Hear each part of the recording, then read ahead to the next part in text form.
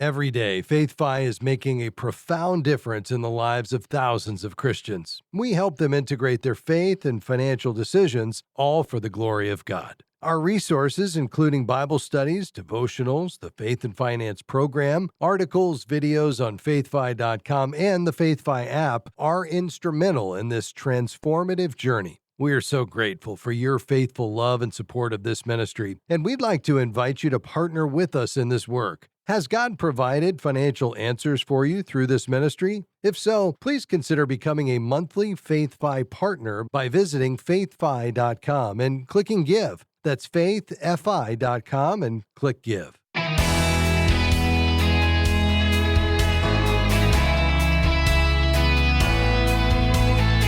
We'd like to think that our actions are always pleasing to God and certainly don't offend Him, but we also know that isn't always true. Hi, I'm Rob West. Christians are called to do good works so that the world will see them and God will be glorified. So it shouldn't surprise us that God takes stinginess and generosity personally. Randy Alcorn joins us today to talk about it. Then it's on to your calls at 800-525-7000. That's 800-525-7000. This is Faith and Finance, biblical wisdom for your financial journey. Well, it's a real pleasure to have my friend Randy Alcorn back with us. He's the author of a library full of books on Christian living and the founder and director of Eternal Perspective Ministries. Randy, a joy to have you back with us. Always a pleasure, Rob. Randy, for the last few weeks, we've been telling folks about our new study, Rich Toward God, which, of course, is based on the parable of the rich fool in Luke 12. And I'd love to get your thoughts on this passage. And I'll start by asking, from the end of that passage of Scripture, what does it mean to be rich toward God in your view? Well, I think to be rich toward God involves several things simultaneously. One is that God is the source of our true riches, our spiritual riches in Christ, but He's also the object of our riches. We should evaluate true wealth by what it means in terms of our relationship with Him. Practically speaking, I think it means in this context in Luke 12, which is very close to the context of Matthew 6 about storing up treasures in heaven. In fact, he mentions that later on in Luke 12.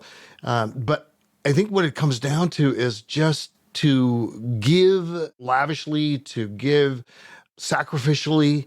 To be rich toward God is to not hoard, not to spend everything on ourselves without regard to others. That's what the rich man, the rich fool in the parable did.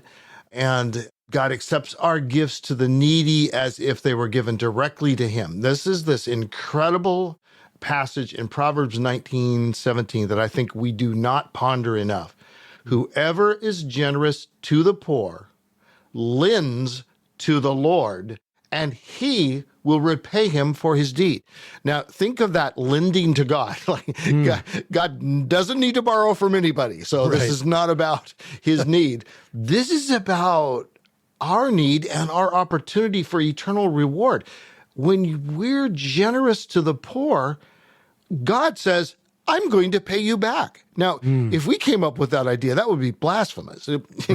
God should never have to pay us back for anything. I mean, it's completely a reversal of what we would think, but that's the nature of eternal rewards. I'm going to honor you, and I'm going to reward you.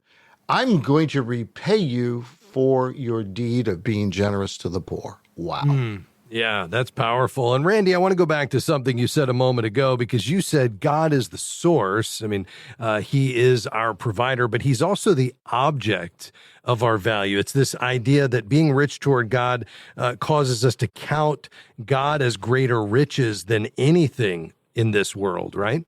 Absolutely. And you think about this, He is the source of all of our wealth, but it's more than that. He is our wealth. I mean, it all comes from him. And there's the primary and there's the secondary. The primary is God himself. And sometimes we focus so much on the secondary that we fail to trace it back to the primary. Because yes, he provides us with maybe a wonderful marriage, a wonderful family, a wonderful business, whatever good blessings that God has given us in our life. It might be our church, whatever, our neighbors. But he's the source of that. It comes from him. So those secondary blessings are from his hand, and he is the primary. He's the source. That is so powerful. What if we were to handle God's resources, because it all belongs to him, in such a way that it was evident to the world that God was our ultimate treasure? We're talking today with Randy Alcorn. He's the founder and director of Eternal Perspective Ministries and author of so many books, including the one that had the most profound impact on me other than the Bible, Money, Possessions, and Eternity. When we come back, we'll talk about the good life. What is the good life? What about materialism? And how can that compete with our hearts for our devotion to the Lord? Much more just around the corner, and then it's on to your calls and questions at 800-525-7000. You can call right now at 800-525-7000. This is Faith and Finance. We'll be right back after this.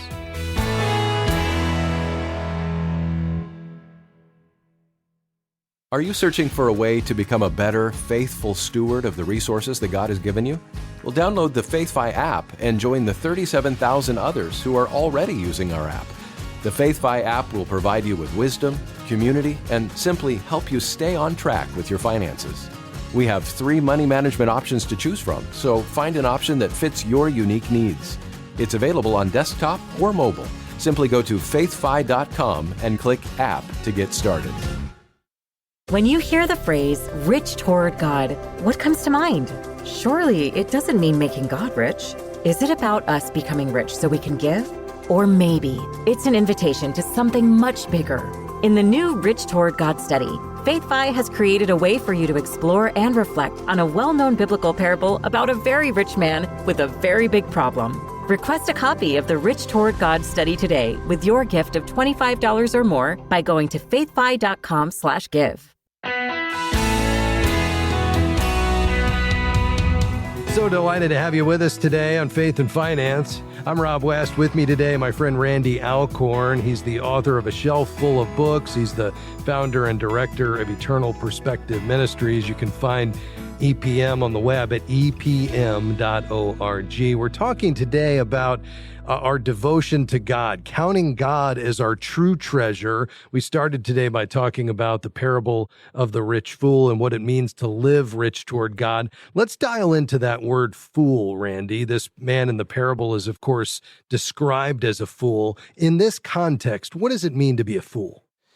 A fool is someone who is ignorant of the things of God or ignores the things of God, who makes choices based on his own kind of desires and intuitive, this is right, but it's really not this is right, this is what I want to do. A fool is the person who does what he wants to do all the time. And that to me is utter foolishness. And the thing that's interesting about this is that God calls upon us to do things because they are right. But that's not the only reason. He also calls upon us to do the right things because they are the smart things. They are the things that will pay off in life. So the fool is missing it on 2 levels. One is he's doing the wrong thing. But the wrong thing is also the stupid thing. It's the foolish thing. That's why he's a fool. And so the interesting thing is that to do the right thing is always in our best interest. So when it comes to materialism, when it comes to storing up things in the barn and eat, drink, and be merry, and, I've accomplished all this, and here it is, it's not just that it's the wrong thing to do, it's the foolish thing to do, because God's going to take it away from you. I mean, you're going to die, or before you die, perhaps it'll all be taken away from you. But one thing is certain, you're not going to have an eternal relationship with your possessions in this life. I mean, that's just obviously true, but it's not obvious to the fool. And so what God is calling upon us to do is to direct those treasures toward God and to invest in the lives of other people and to do with those things what will count and last for eternity, so that we will not only be righteous, but in being righteous, we will be wise. Yeah, that's so good. I was thinking about this. When we think about this fool, Randy, this rich man in the parable, he's saying, his security comes without considering God. He's using his wealth to provide for his own security, leisure, and identity without acknowledging any need for God and his grace. When I look at this passage, I'm reading right from Luke, verse 19. He says, "And I will say to myself, you have many goods stored up for yourself for many years."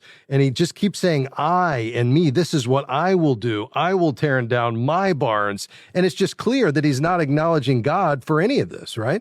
Right. I mean, he's acknowledging his own wisdom, skill, or maybe Mother Nature that provided these things, but it's just not about God. And when you don't see God as the source, then that's where everything goes wrong. And that's why anytime at any conference related to money, giving, finances, if it's from a Christian perspective, something's got to be said about God owns it all. The earth is the Lord's and everything in it, the world and all who live in it. That's Psalm 24:1.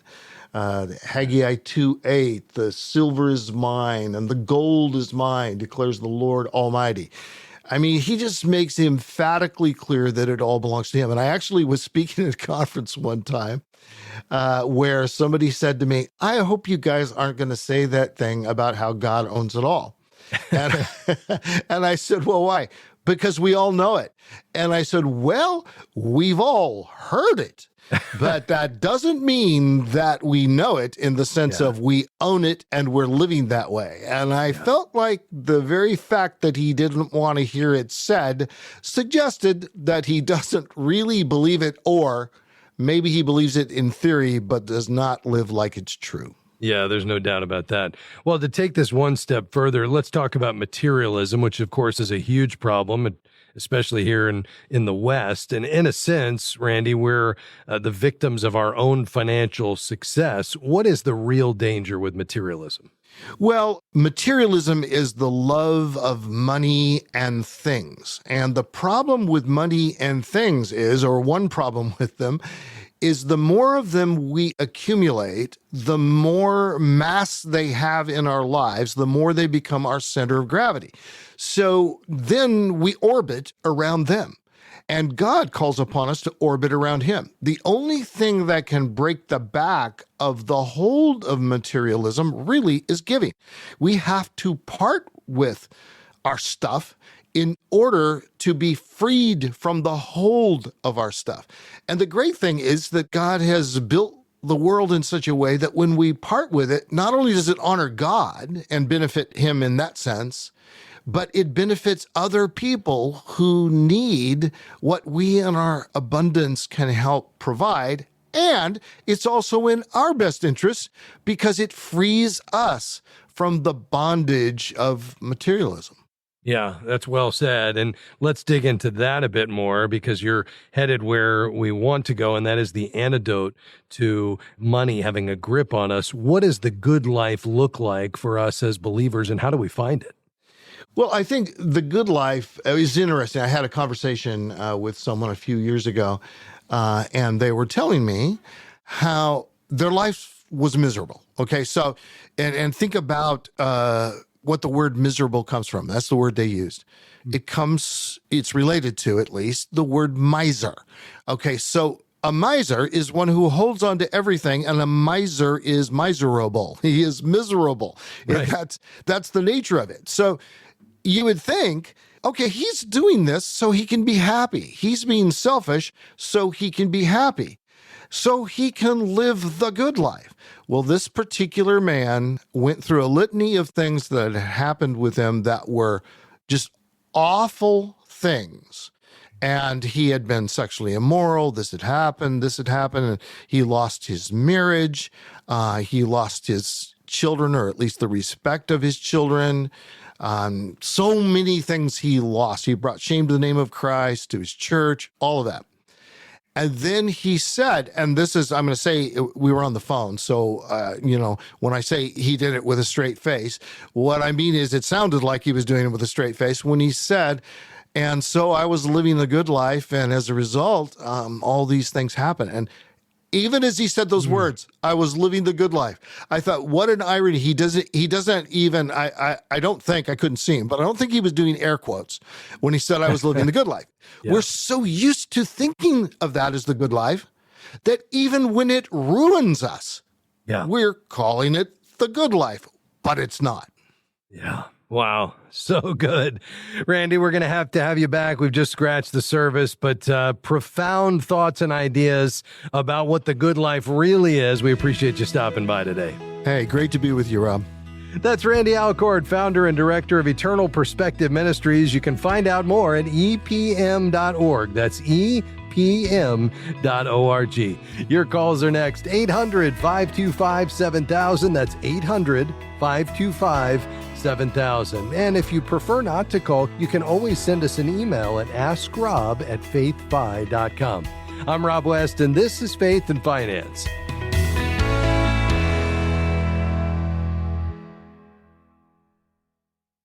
If you enjoy this radio program, you're going to love all of the many different resources waiting for you at faithfi.com and the FaithFi app. You'll find powerful wisdom, free podcasts, articles, videos, and more from leading voices such as Randy Alcorn, Howard Dayton, Ron Blue, and our own Rob West. Grow in wisdom and knowledge by connecting with a community of thousands of Christians striving to be good and faithful stewards at faithfi.com or by downloading the FaithFi app.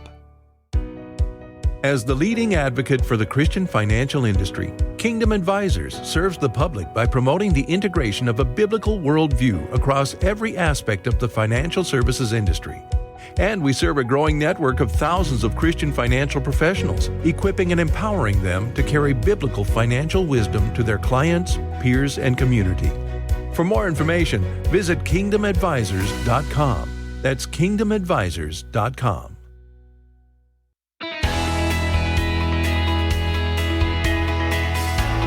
So thankful to have you with us today on Faith and Finance. Hey, before we head to the phones, let me mention, Faith and Finance is listener supported. That just simply means we can only bring you this broadcast and all of the amazing resources our team produces here at FaithFi because of your generous support. So let me invite you to be either a FaithFi partner, where you partner with us at $35 a month or more, and that would keep you up to date on the ministry with quarterly updates. You'd get a pre-release copy of all of our new studies, including our Rich Toward God study and the brand new study we're working on now called Look at the Sparrow, a 21-day devotion on fear and anxiety related to money.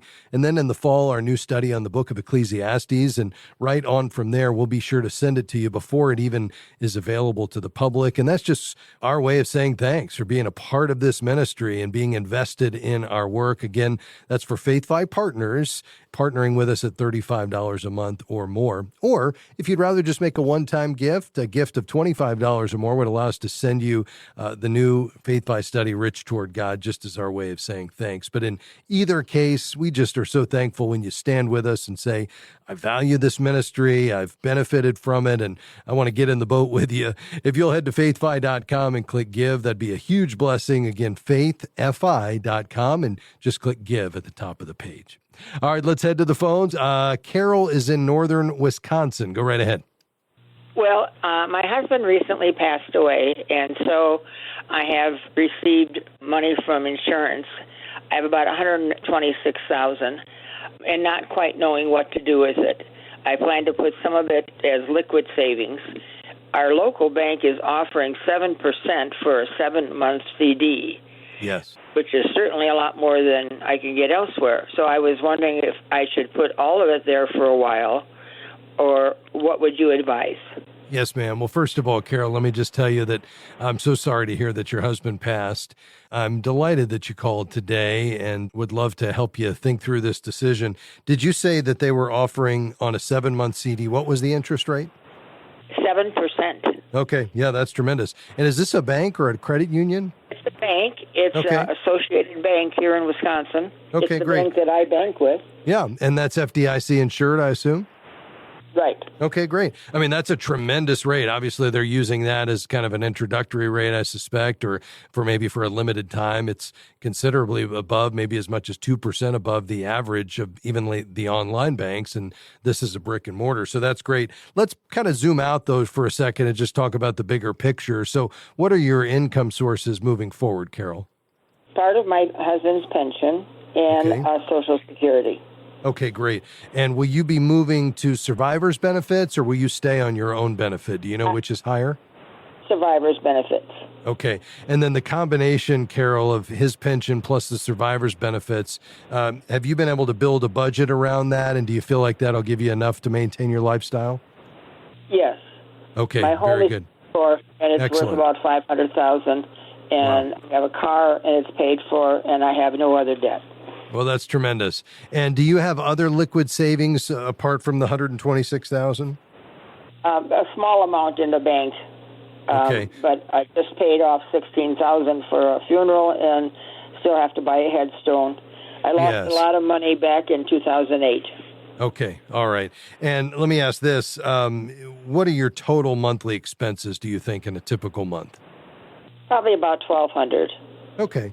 So let's round up and say it's 1,500. I mean, I'd probably want you to have a good 12 months worth of expenses in the bank. So that'd be somewhere between $15,000 and $18,000 that I would probably set aside into a high yield savings account, just so you've got plenty of cushion there for the unexpected. And then I think, you taking advantage of with whatever's left. So let's say, you were to put roughly 100,000 or maybe even 110,000 into the CD. I mean, that's a tremendous interest rate at 7%. And then at some point down the road, we'll need to think about kind of where you go from there, whether that's turning that over to an advisor to manage, continuing to ladder CDs. You could even buy some individual bonds. I mean, for instance, the 10-year U.S. Treasury bond, if you hold the maturity for 10 years, you get all your money backed by the U.S. government. And that's, over 4.5% right now. And so, there are some attractive rates out there longer term where you're essentially minimizing dramatically any risk, even though there's nothing that's risk-free. As long as you're backed by the U.S. government, that's pretty close to it. So I like this as kind of a temporary solution to get your legs under you and kind of figure out what the Lord has next for you. And then from that point forward, perhaps engaging with an advisor who could be a sounding board for you moving forward. But I think in the meantime, set aside and building up the emergency fund and then using the CD sound like great choices for me. All right. Thank you so much. I really All right. appreciate it. Absolutely, Carol. Hey, stay on the line. I want to send you a book. Miriam Neff wrote a wonderful book called Wise Women Managing Money when her husband passed, to be an encouragement to widows who were all of a sudden in the seat of financial manager for their family household. And I think it'll be an encouragement to you, even really helpful practically. So stay on the line. We'll get your information, and that'll be our gift to you, and we'll put that in the mail. May the Lord bless you. Let's finish in Delray Beach. Alice, I have just about a minute left. How can I help? I just have a quick question. I wanted to know where would be the best place for me to look into getting a high-yield savings account, and also wanted to know the interest on that savings account. Is that something that's added monthly, and how does that work? Yes, very good. The place I would go is bankrate.com, bankrate.com. And you will be able to look through, just click on high yield savings. You'll see the online banks that have the most attractive rates. Typically, that is credited monthly and it's completely liquid. You're going to want to make sure you're with an FDIC insured bank. But as long as you use one that's, highly rated, they have a 5-star rating system at bankrate.com. You'll get that monthly interest. It'll be really attractive right now at about 5% plus, and you'll have the backing of the U.S. government. And many of those are fee-free. So check them out, bankrate.com. Thanks for your call today. Well, folks, we covered a lot of ground today. Always a joy to be along with you. I'm grateful for the invitation you give us into your financial lives each day when you call and share your story and ask questions. It's a sure privilege to be able to walk alongside you, encourage you. And, as we take on this large responsibility, it's massive, of being a money manager for the King of Kings, we want to be found faithful. That's our goal. We want to make God our ultimate treasure, not the things of this world. They don't last. They don't satisfy. God alone is our abundance. But money is a good gift from God. We want to use it wisely. We want to spend it well, even enjoy it and give it to be a part of God's activity. And when we do, we experience blessing that follows. May not be financial, but there certainly is blessing when we give generously. Hey, let me mention, if you'd like to check out our FaithFi app, maybe you're having trouble staying on budget, you can download the app that Julie and I use to manage our finances, called FaithFi, on our website, faithfi.com. Just click app. And again, if you'd like to support our work, just go to faithfi.com and click give. Any gift of $25 or more, we'll put our new study, Rich Toward God, in the mail to you as our thank you. Hey, a big thanks to my team today, Jim Henry, Devin Patrick, Dr. Robert Youngblood, and the rest of the team here at FaithFi. Have a wonderful day, and we'll see you tomorrow. Bye-bye. Faith and Finance is provided by FaithFi and listeners like you.